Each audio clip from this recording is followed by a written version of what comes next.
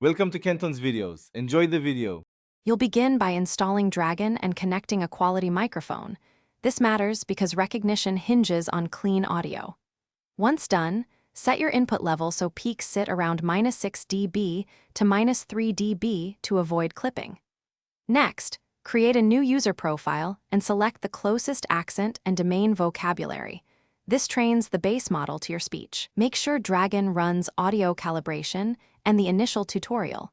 It establishes pronunciation patterns and reduces later correction work. Now focus on training and adaptation to improve accuracy. Speak the read-aloud passages naturally so Dragon maps your phonetics. After that, add custom vocabulary like product names, acronyms, and unusual spellings. Doing this early prevents repeated errors. When Dragon misrecognizes words, correct them immediately and choose the learned replacement option so the engine adapts.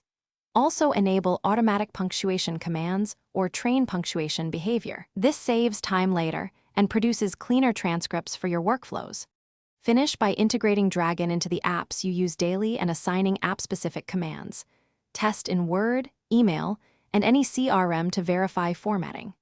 Make a habit of exporting and backing up your user profile to a secure drive so you can restore settings if needed.